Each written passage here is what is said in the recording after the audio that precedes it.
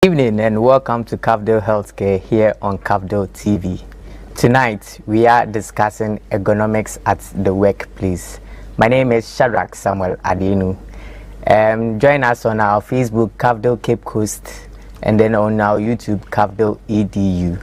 Let's go for this quick break. When we come back, I will introduce my guest for tonight. Stick and stay with us.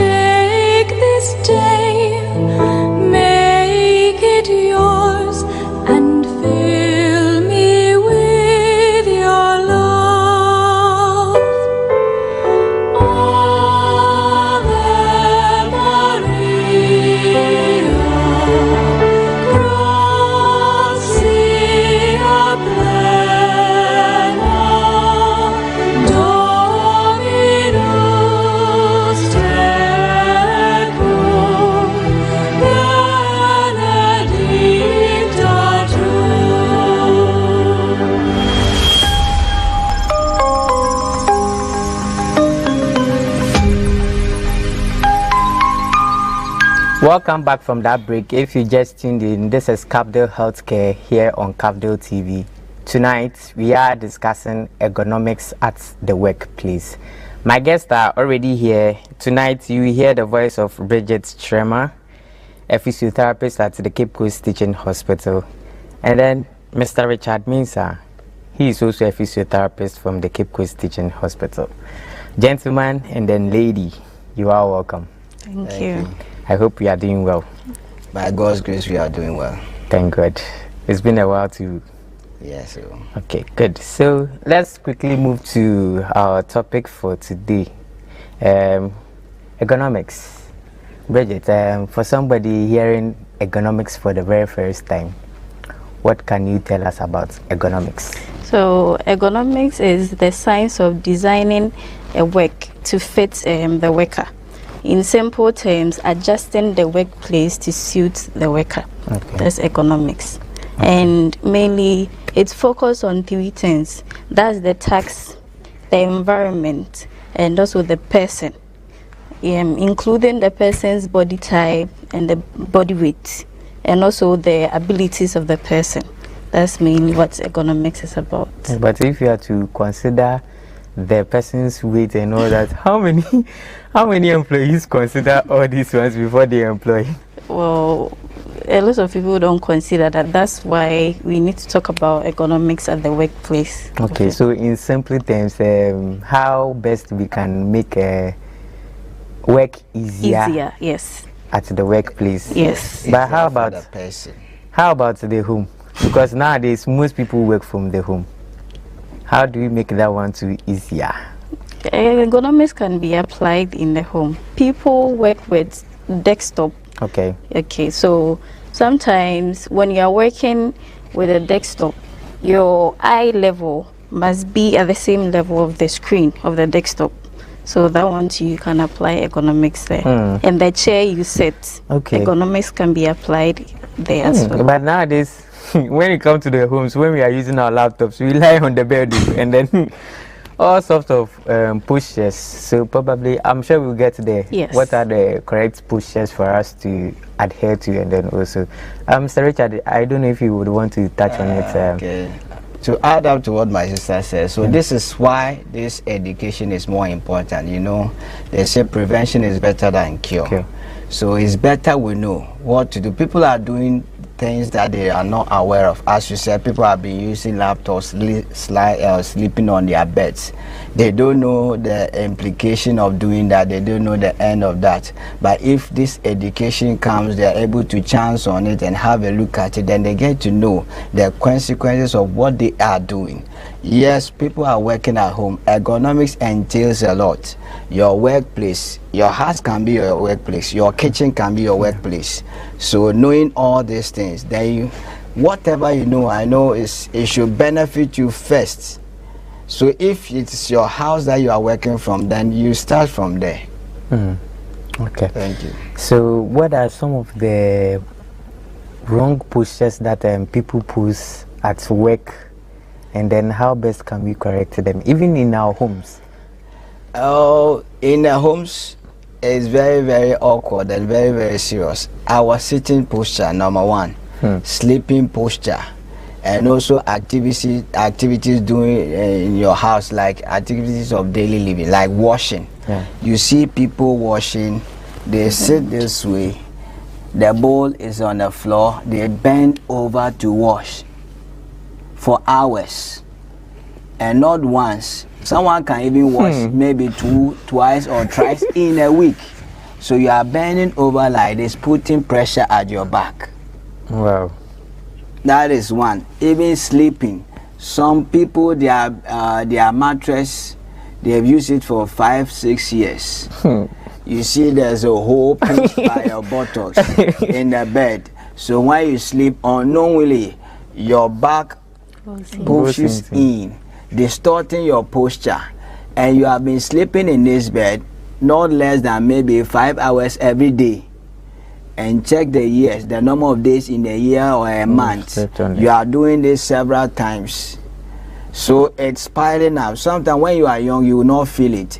In the kitchen, maybe you stand for long, you have your items packed up. You'll be stretching up to be picking items on several occasions. Some people, their knives, even knife. There's a reason why the white man or the person who did the knife did a handle. Okay. So that you hold it firm, you can cut with it, having no effect. But some of them, I've seen it before. Their handle is broken, they are using it. So these are some of the things. That one can be as a result of economic factors. Yes, there's that one there is number one. But your health should be more important, because if you don't spend money to take care of yourself, in the end you spend money. I see. More than what you are supposed to spend at that time, more than that. So in the scenario you just gave, most of us from our homes, we either sit and then the basin or the bowl goes down. Yeah. So how are we supposed to do it? Yes, we are jumping to where we have not gotten. Okay. So if we can follow the procedure, when we get there, when we get to postures, we'll talk about that. So let's talk about some of the risk factors associated with ergonomics, and then how best we can handle it. So the reason why ergonomics is more important, or the risk factors, one, many of our jobs that we do repetitive activities. Okay. We sit and do our activities. We move, we carry things. So we must know, one, most of these musculoskeletal disorders that we have, all these are risk factors, like repetitive action, prolonged sitting, activity like carrying a heavy item you not using the right devices. Why is it that footballers at in their shoes they have studs? There's a purpose for it. There's a purpose for everything. So if you are not wearing or using the right equipment for the right job, then it ends up causing harm to you.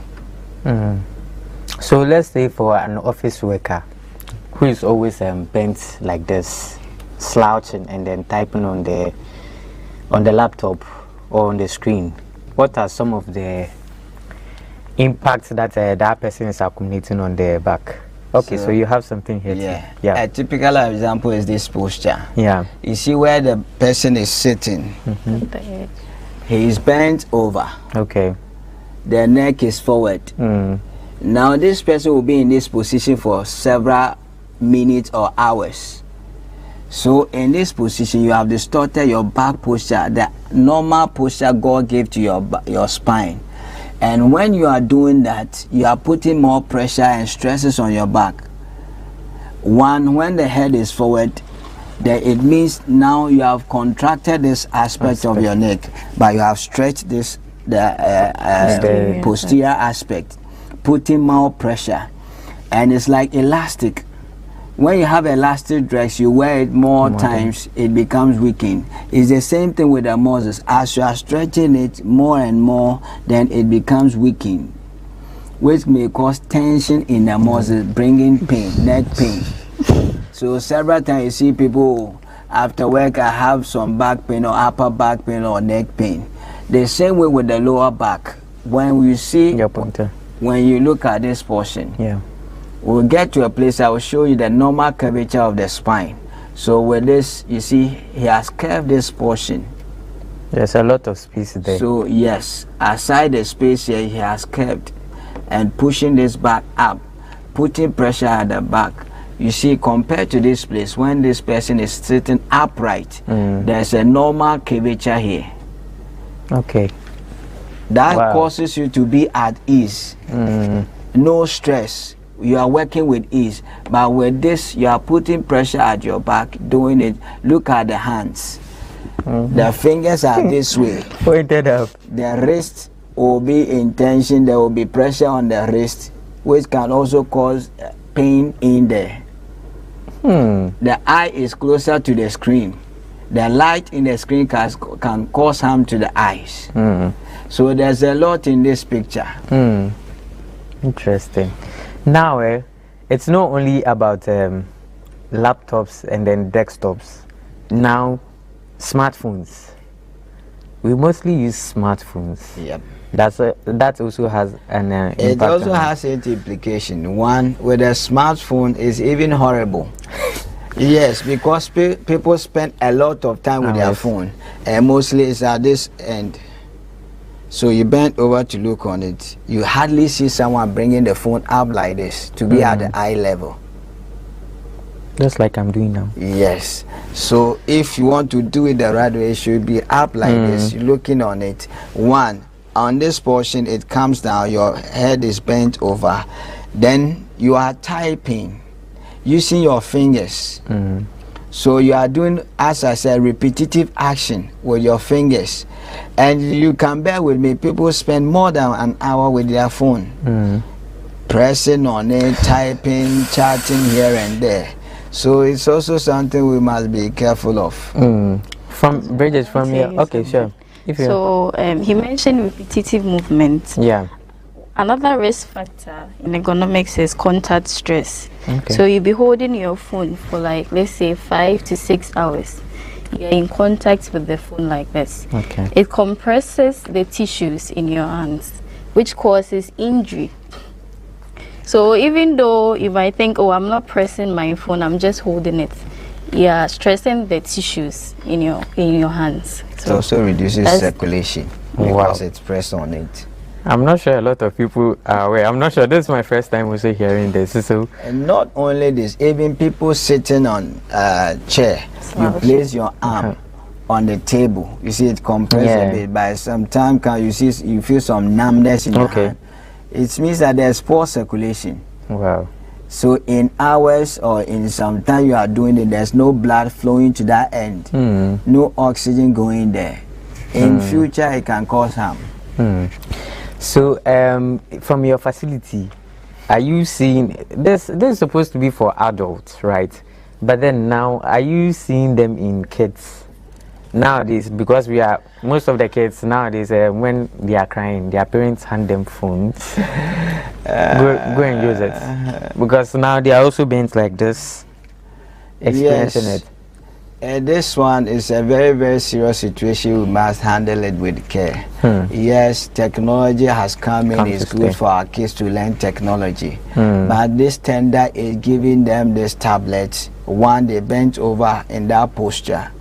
Because they are children. Even that one, it's somehow, some way difficult. Because the child can assume that posture at a tender age and it gets stuck. Now you see people walking like this. Maybe they started walking like that and they get stuck. Yes. So a child looking on one, the light itself. Now we see people coming at younger age coming with eye problem. This is one of the contributing factors. Bending over. Yesterday I was attending to a client and I was telling him the condition we used to see it in elderly people. Now young people are coming with the same situation. Because of what we are doing. So in the younger age, there's something we call scoliosis. In previous years, we used to see it at older ages. When the bones are weak, then they shift. But now younger people, the bag they are carrying to school, the tablet they are using, sitting hours, bending over, it all amounts to those things. So let's go to the workplace, right? Yeah. Some of us or other people sit for a very long time. How does that affect them too? Because if your work is supposed to be seated at one place, like bankers, tellers, you know, how is it affecting them, Bridget? So sitting for a very long time puts stress on your spine, and around the spine we have muscles which creates the movement at the spine, right? So when you sit for long hours, the muscles, they become fatigued, and then they lead to injury and stress. Somebody will tell you, I have pain at my lower back. That happens as a result of prolonged sitting. So what we educate on most often is when you're at the workplace and your work demands you to sit for a very long time, you can sit for like 30 minutes, then you get up, you walk around or you stretch for 5 minutes. So that's for workers like bankers. If you have a long queue, how do you avoid and then go and work for 30 minutes and come back? So adding up to what my sister here said, yes, when you are sitting, I mostly want to use things to explain for others to get a better understanding. When you are seated or when you are standing, you are bearing most of your weight in your ankle, your knees, so are several joints helping to hold up. But when you are seated, it is your spine and your waist carrying the weight. And considering your weight as well, you may be thinking, I'm sitting, I'm not carrying anything. One, your body weight is being carried. So if you are weighing more, let's say you weigh like 70 kg. Let's say your limbs, your lower limbs, your legs are weighing 20 kg. So 20 is left, is gone. Now 50 up.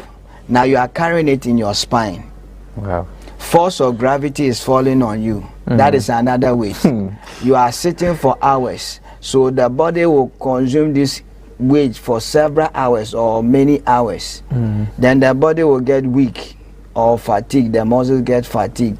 Then at least as a human being, you cannot sit straight for that all hours. So at a point that you may be tempted to maybe shift to one side. When I shift to this side, that it means I've contracted the muscles here and extended this one, relax this one. They will be pulling. At a point, it's like you are doing exercise. If I'm gymming, I gym this aspect, my biceps more than my triceps. What happens? This one becomes more. This one becomes weak. So anything, this one pulls this one. It's the same thing with the spine. We have paraspinal muscles, one side on the other side. So if this side becomes more stronger than the other side, then they will be pulling.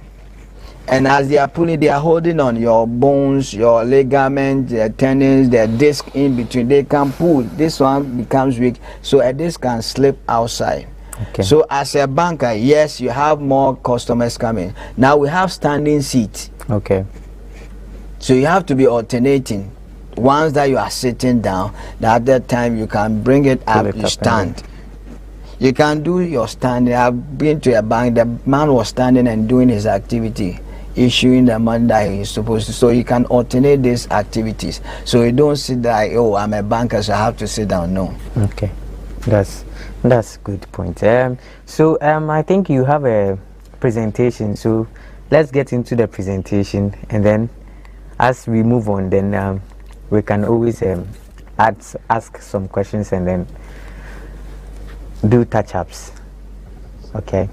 So are you the one? No. Okay, Bridget is so maybe.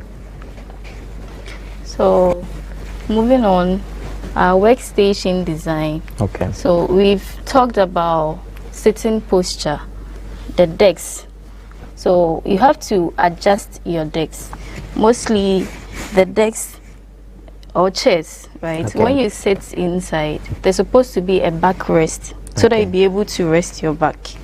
So Not like this one. yes. Okay. And you have an armrest. Okay. You put your elbow, and your elbow will be at 90 degrees. How would you?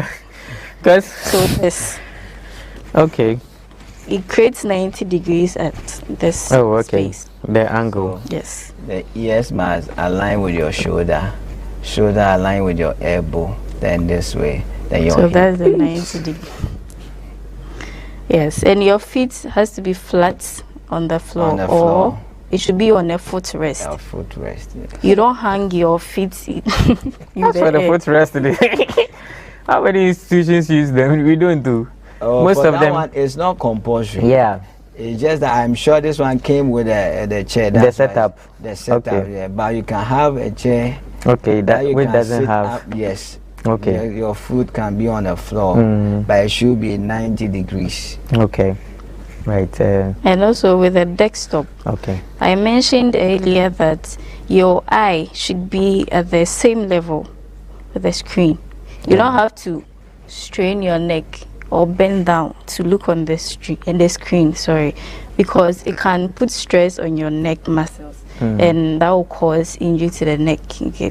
People will come with neck pain, then that happens as a result of that too. I think our sleeping posture too, when it comes to the homes, how best, which one is the correct one? Because some of us sleep on our stomachs, some of us sleep sideways, some of us sleep. So how which one is the best one?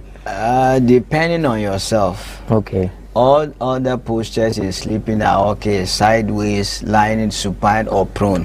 But there's adjustment you need to do. Okay.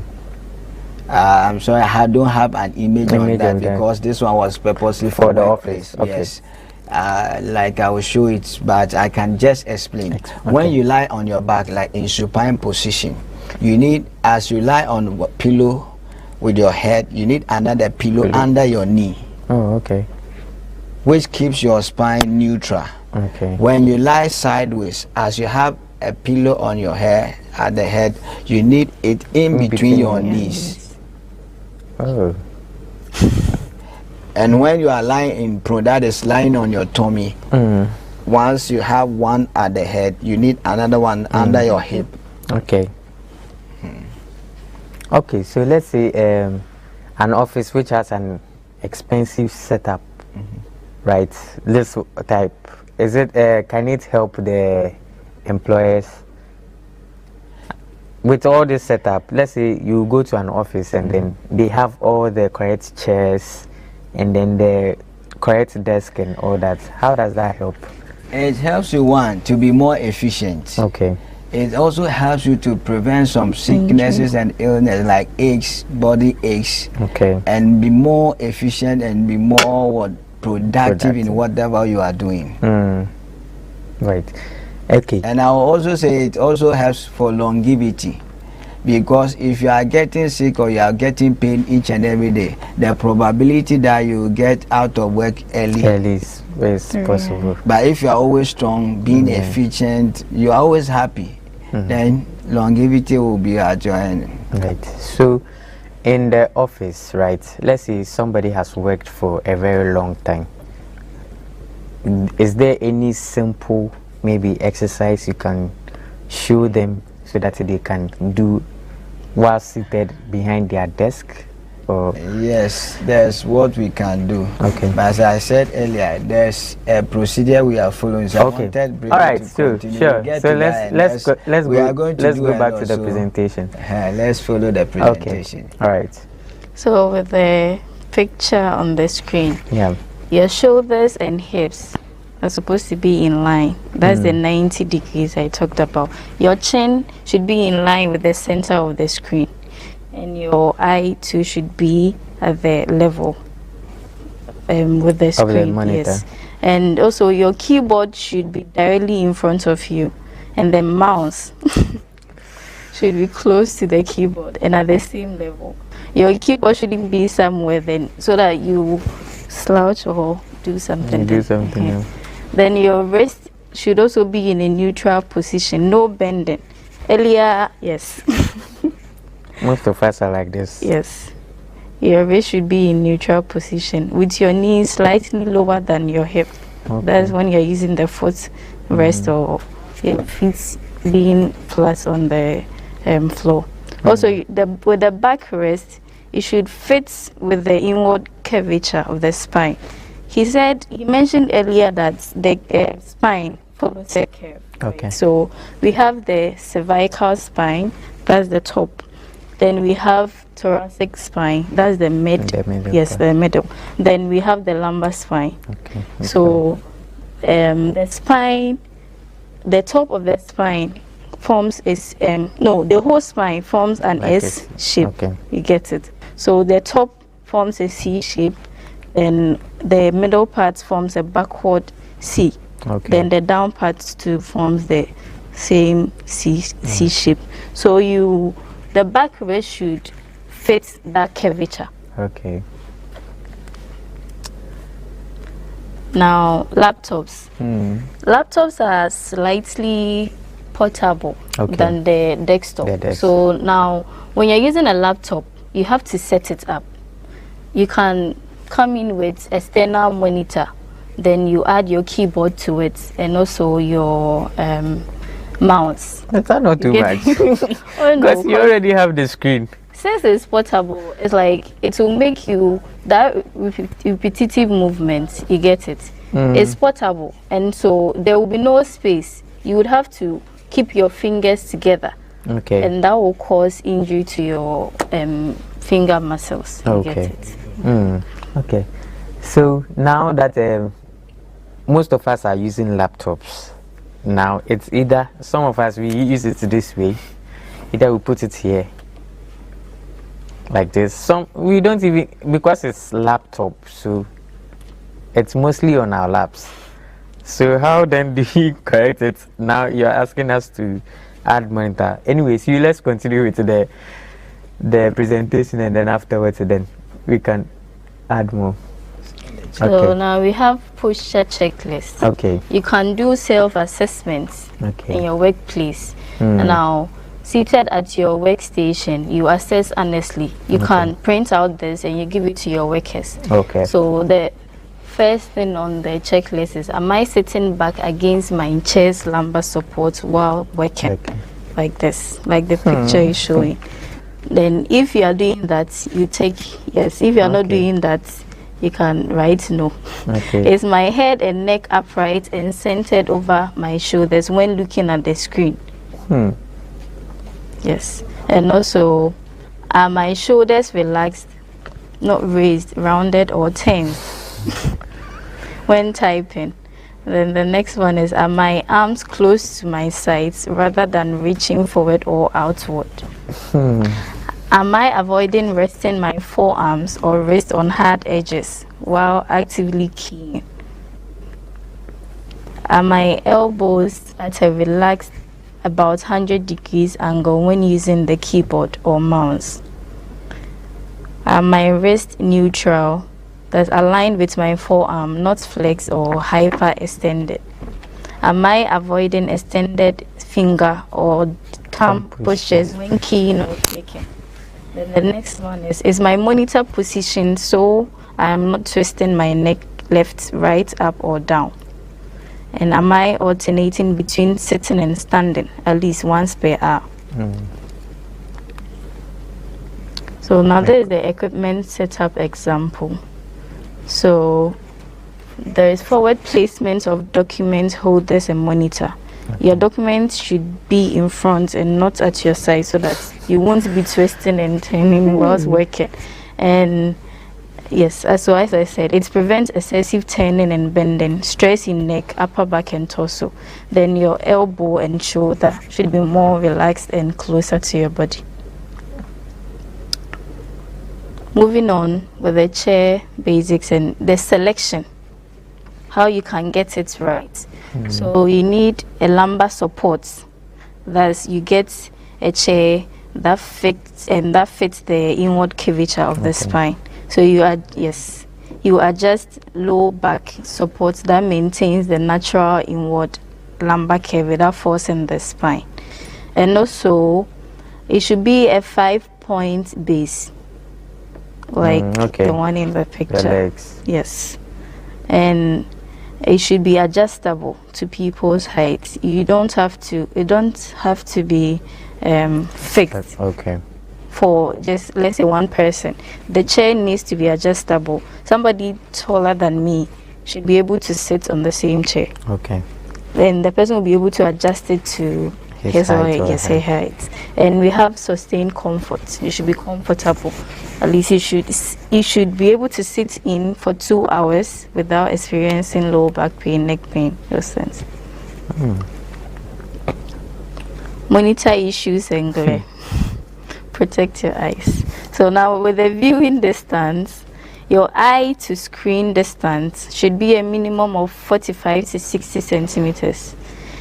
That's 18 to 24 inches. And also, you should adjust the test size. You shouldn't be straining your eyes. Yes, the text should be bigger enough for you. And also, with the screen height, the top of the screen should be at your eye level or slightly below.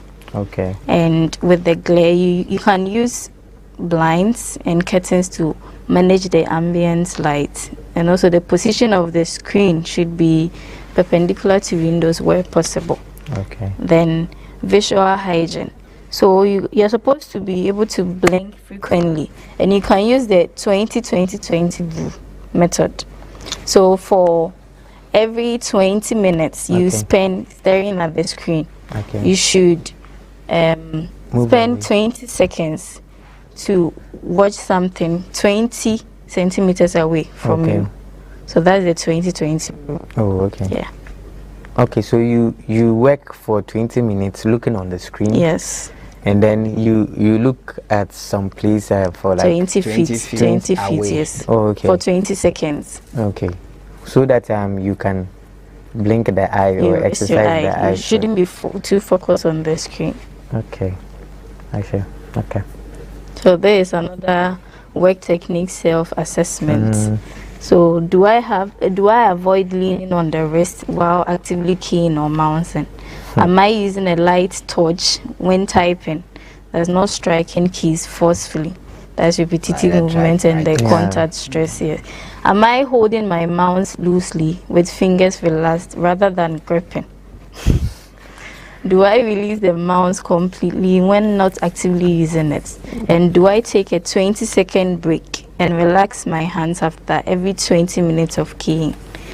Do I take eye breaks every 20 minutes, looking at a distant object for 20 seconds? Do I blink consciously while focused on the screen to prevent dry eyes? Do I incorporate full body stretch breaks throughout the workday? Have I arranged my work to alternate between sitting and standing regularly? Have I optimized my computer settings, that's the font size, mouse speed, flicker rate, to reduce effort?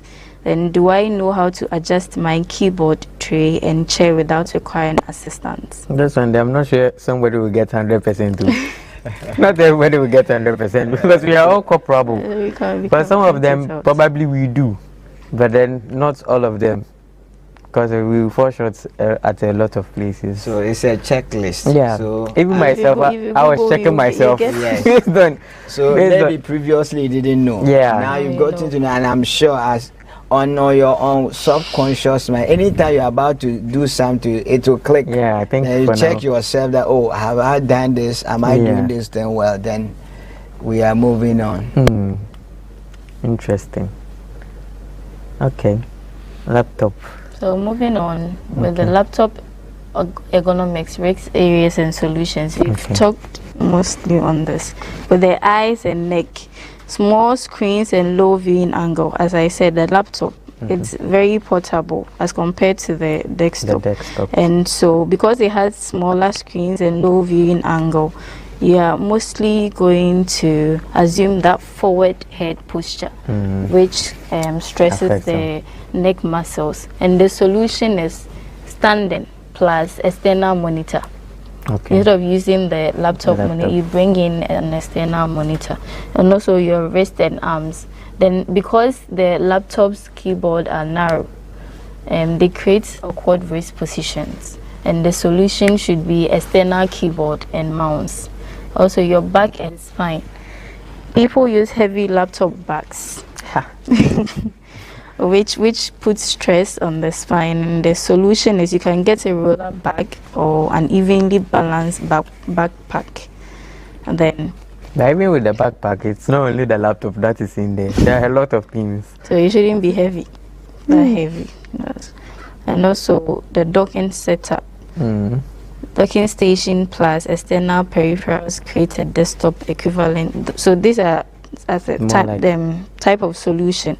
You bring in an external monitor, keyboard, and mouse. And on the road, you have to maintain good posture when working. Yes. I can see he has tilted the laptop in such a way that the keyboard is more like perpendicular to where he is. I wish I had he has a holder. I'll teach people some simple technique to have a stand for a laptop. Okay. Like Hanger. just hanger, yes. The one we hang our dresses on. Oh, okay. Yes, and you have to take breaks too. You don't have to sit throughout the day. You take breaks.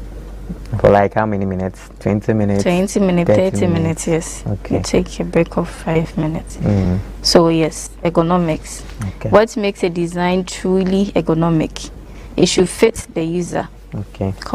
Should accommodate the body size, strength, the ability of the person, and individual capability.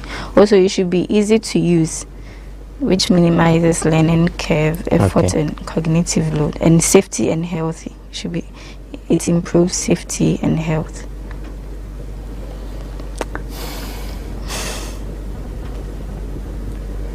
We move on to musculoskeletal disorders, but then my colleague will talk more on that. Okay. So, as we have heard of ergonomics, so what happens if we are not doing things right, or we are not ergonomically right? What happens is it results in musculoskeletal disorders. These are injuries or illness that affect your joints, your bones, your muscles, tendons, and other, maybe your spine or the disc. So this is what I've talked about, your joints. Joints are two bones coming together, and their joint muscles are the muscles that moves for the joint to move. Tendons, they connect, they are in your arms, almost all the joints. And nerve scheme supplies.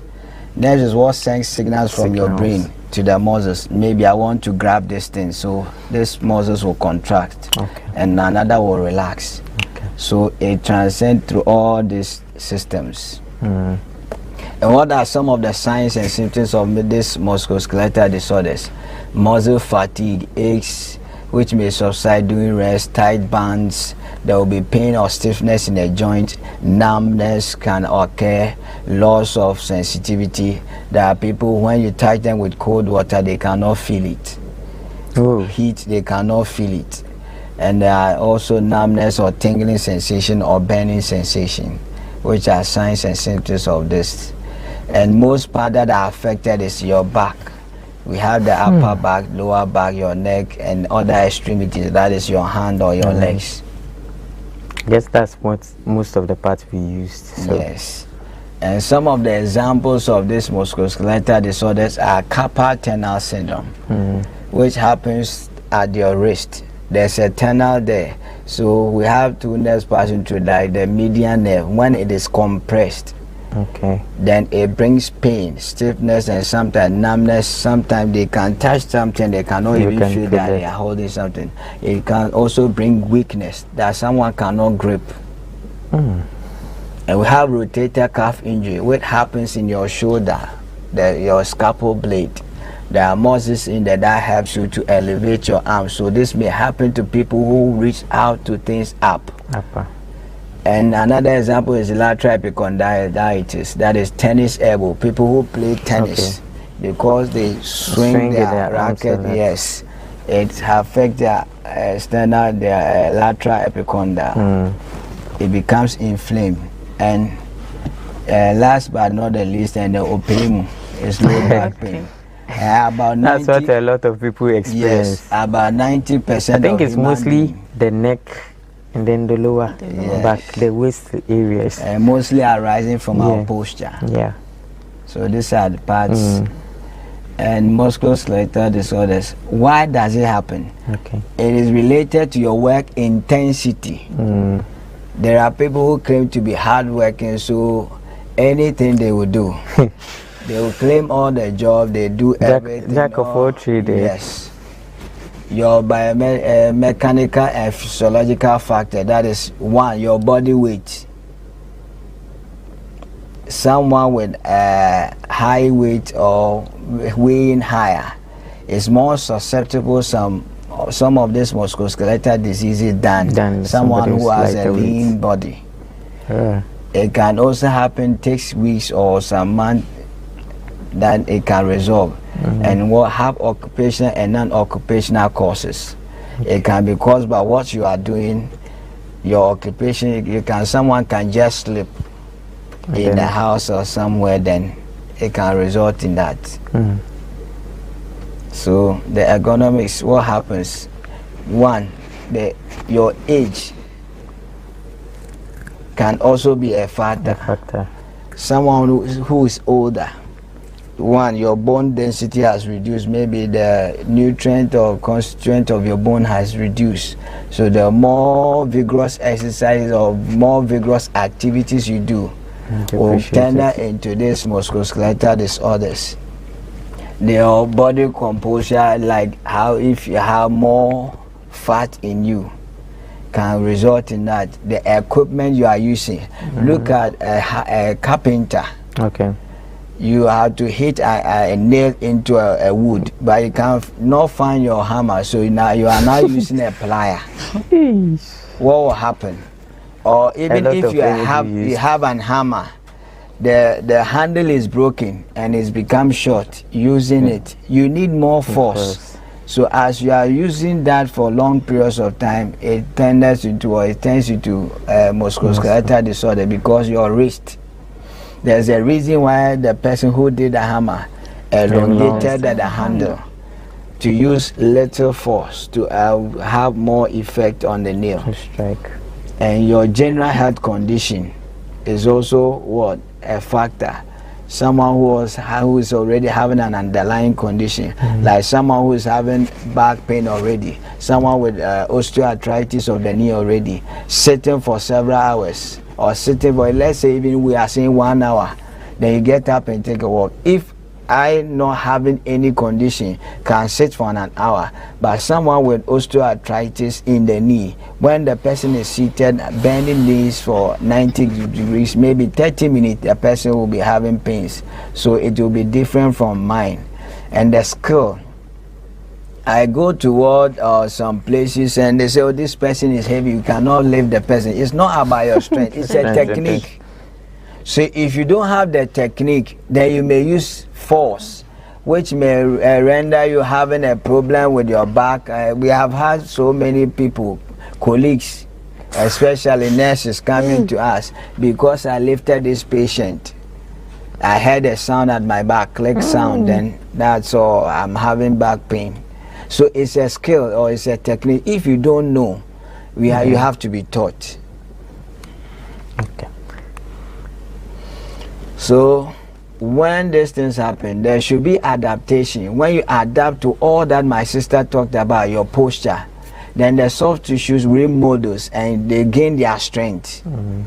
I gave this as an example to my clients sometimes when they are coming. When they come to me, I say, okay, if you are holding a charcoal that is burning or a fire, what happens if you are still holding on it? What happens? It keeps on burning. But when you leave it, then the burning will subside. So whatever you are doing that is causing that harm, when you put a stop to it, then everything raise. Yes. So there is a greater tensile strength in the tendons and ligament. When you reposition yourself, when you align yourself, when you restructure your workplace, then everything moves back to its position. It improves joint stability and proprioception. It increases muscular endurance and resilience. That is, the muscle is able to work more. We know about endurance, people jogging, and yes, we are mostly related to your cardiac or your heart, but also the muscle can get easily be weakened when they don't have strength. So when you align yourself, when they are positioned well, they will be able to work more with ease, and your discomfort diminishes as tissue capacity improves. But if you continue to do it, there's insufficient recovery. Soft tissue, they progressively break down, reduce tensile strength and structure integrity. There's decreased joint stability and functional control. There's lower tolerance of subsequent loading. Discomfort intensify and injury thresholds falls. That's why some people, they get to a point, the least thing they are in pain. Because the body is giving in. There are more stresses on the body. So common disorders of the back, that is where I say more people are affected. So there's general stiffness, there are acute strains and sprains, degenerative disc diseases. So this is the spine. So we have these bones. That is the main bones carrying your back, but there are discs in between them. That causes to be able to bend. So the joint, the bones are not fixed together. Which helps you to twist sideways. And there are discs in here. And here is where the spinal cord passes, coming down, giving supplies to your limbs and all, even your intestines. That's why someone can fall from a height and land on the butt, and now the person is urinating, like having incontinence. The person urinates on their own, nothing stops without it. Any alert. Without any alert, the feces can come out, because the nerves that are coming out to supply give signal to the intestine and to the brain that I'm at the edge of urination, so let me hold that. When I get to a proper place, then I do it. That thing is damaged. It can also lead to numbness in your lower limb, because the nerves coming out will come and bring supply to your legs. So if there's compression, if the disc herniation is this, so the disc has popped up, so this one will compress on the nerve here. Aside the cord coming out, the cord is here, but there are other nerves coming out of the cord to supply, so it compresses on it. That's why someone may come with low back pain. He said, I have numbness in my lower limb. I can't feel it. There's some numbness in my lower limb. And the same way, coming down this way, it can compress, especially with the L4. This one is the lumbar region, so L1, L2, L2, L3, L4, L5. So L4, L5, there's a nerve coming out that forms the sciatic nerve. So we have been hearing this advert, sciatica. So when there's compression here, it compresses the sciatic nerve. That's because L4, L5, L1 come together to form. Weight come down, giving supply to your legs, the back of your thigh going down, and it separates coming down to your foot. So you can also have osteoarthritis at the back, not only your knee. So this is a typical example. The bones are wearing off, which may be as a result of excessive bending and what? Twisting, carrying heavy loads. So these are some of the conditions of the back. So is there a solution for this? a solution for the condition or a solution to prevent it? To prevent it and also for the condition. To prevent it is assuming good posture. So what if you've been doing this, you've been in that same position for years? Can it still be corrected? Yes. Okay. Depending on the severity. Yes, the posture can be corrected when there's distortion, maybe when there's scoliosis. It can be, you can do some exercises. Even with the disc herniation, depending on the severity, we can do traction. You see, okay, let me give you an example. You see this bulging. Yeah. So when I try to pull this place and pull this up, this one will try to go inside. So that's what we call traction. Okay. But with this, bones, you cannot correct it. That's a lifetime thing. Yes. But the only thing you can do is, you see, the bones are not on their own. It's muscles that are attached to the bone and moves the bone. So when you are strong, when you exercise the muscles gain strength, tensile strength, as we spoke about, and they are able to hold the body or the bone in firm position, which will reduce your pain. But too much of the exercise too can also affect you by losing the... Not doing the exercises right. The correct, okay. Assuming, you know, I initially, you know, we used to go to gym. You see people lifting, deadlifting, and they bend over and they lift it. They don't lift it through their knees. So they are using their back. You see people lying on bench, and the bench is kept in awkward posture, and they are lifting heavy weights. So it's not just exercises, but doing it the right way. We can look at even the seat that we have. You see, the person was having the right seat, but he has what? Bent forward. Okay. You see, this is a typical one. He is using the right seat. Chair. Yes, but look at how he is sitting. Serious. So let's say in an office, right, if the person doesn't have the money to buy the ergonomic chair, how best can the person salvage their back pain?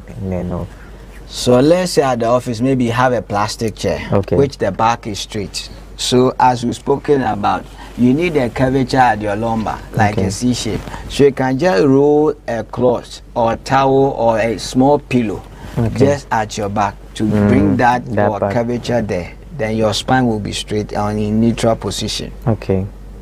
Can that be done in the home too? In the home as well. Okay. So when you are seated. And the seat, you know, plastic chairs are a bit hard. So you can get a soft cushion, place it in it. Right. For your comfort. Okay. I think our time is fast spent. So Bridget, what will you leave our viewers with? Some lessons and then something to apply. So today we've learned about ergonomics. And it can be applied at our homes and also our workplace. Okay. So we should take our posture very serious. And also the breaks. You shouldn't work for long hours without taking breaks. You have to take breaks. That's what I'll leave you with. Okay. At the workplace, we say you should do some stretches. So when you are seated, one exercise you can do is just lift your hand by your side, relax them, then be shaking them. Maybe you have tied for some hours or some minutes. You just shake them off to relax your wrist, your arm, your shoulders. Just relax them. So you do this for like 30 to 40 seconds. Okay. With your shoulder, you can keep it this position. You stretch. Hold it for 30 to 45 seconds. You turn to the other side. Your wrist, you can keep it this way. Stretch it. Hold it for 30 seconds. You can stretch it this way. And with your upper back, you keep it this way. Keep your elbow on this other elbow. And the other one. You hold your thumb and push it to the other side. Hold it this way. You are stretching your upper back. You hold it for at least 30 to 45 seconds. Then you are good to go. I saw one that was like this. The person was like this. And then afterwards, the person went up. There are so many exercises. Because of our time, I have a lot on this, but because due to our time, maybe you have to. Yeah. Okay, so your final words to our viewers, and then we are out of here. And what I'll tell our viewers is your health is very, very important. What you don't have, you cannot give. Sure. So if you are not healthy, you cannot work to perfection. So take good care of yourself. And when we talk about taking good care of ourselves, people mostly think about taking drugs, eating, and those things. By your posture. Okay. So many people are in detrimental situation due to how they sit, how they do their activities. Low back pain is killing people if you don't know. Low back pain, just low back pain, has rendered people, excuse my language, impotent. They are losing their legs, they cannot walk. Some have to go through expensive surgery for recovery, which even at the end sometimes is not good to talk about. So it's better we take care of ourselves, our posture during activities, ergonomically, as we have learned today, how we do activities at the workplace, in the house as well. Thank you. Thank you so much for coming all the way to our studios this evening to educate us on ergonomics at the workplace. We really appreciate you for the knowledge you've shared with us, and I hope we get to see more of you from now on. Okay, so this is where time will permit us to draw down the curtains on today's edition of Healthcare. We spoke about ergonomics at the workplace, and then you also heard the voice of Bridget Chirema. She is a physiotherapist at the Cape Coast Teaching Hospital, and then Mr. Richard Mensah, who is also a physiotherapist at the Cape Coast Teaching Hospital. My name is Shadrach Samuel Adenu. I will see you again next week. It's a good night.